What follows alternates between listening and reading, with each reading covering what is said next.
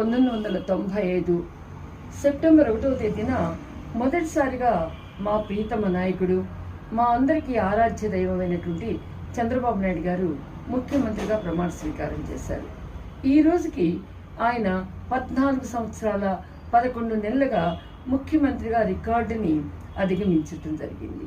మన దేశంలో ప్రధానమంత్రి మోడీ గారు రికార్డును సాధించగలిగారు ప్రధానిగా, ముఖ్యమంత్రిగా చంద్రబాబు నాయుడు గారు రికార్డును సాధించగలిగారు. ఈ రోజున ఆయన ఈ 14 సంవత్సరాల 11 నెలలు 2 రాష్ట్రాల్లో కలిపి ముఖ్యమంత్రిగా పనిచేయడం జరిగింది. ఒక చిన్న వయసులోనే ముఖ్యమంత్రిగా వచ్చి ప్రజల వద్దకు పాలన తీసుకొచ్చి ఒక ట్రాన్స్పరెన్సీ ఉన్నటువంటి ప్రభుత్వాన్ని ప్రజలకు అందించి ప్రజాక్షేమమే తన ధ్యేయంగా రోజుకి 18 గంటలు పైగా పనిచేస్తూ అన్ని దేశాలలో, ప్రపంచ దేశాల్లోనే అభిమానాన్ని సంపాదించుకొని జైల్లో ఉన్నప్పుడు కూడా ఆయన కోసం అన్ని దేశాలు స్పందించాయంటే ఆయన మీద ఉన్న ప్రజాభిమానం ఎంత గొప్పదో మనం ఆలోచించుకోవాలి. ఆయనేం సినీ హీరో కాదు, ఆయనేమి అందాల వ్యక్తి కాదు, ఆయనేమి ఒక చరిష్మాటిక్గా ఉన్న వ్యక్తి కాదు. కానీ ప్రజాకర్షణలో ఆయన మించిన నాయకుడు లేడు.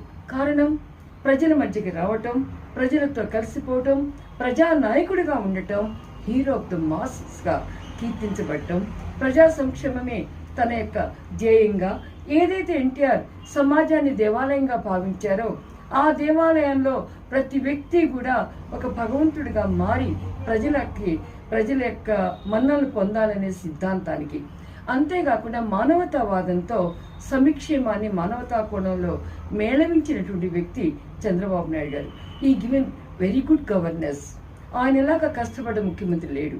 ఆయనలాగా పనిని, శ్రమని ఒక దైవంగా భావించిన వ్యక్తి కూడా మనకు కనిపించడు. చాలా సింపుల్గా ప్రజల మధ్యలో, ప్రజల వ్యక్తిగా ఎప్పుడు కూడా భేషజం లేకుండా అందరితో ఆత్మీయంగా మనగలిగే మన నాయకుడు, ప్రజానాయకుడు, ప్రజలు మెచ్చిన నాయకుడు, ప్రజా సంక్షేమాన్ని పంచే నాయకుడు, తెలుగువారి యొక్క ఆరాధ్యమైనటువంటి నాయకుడు. Is the real hero of masses.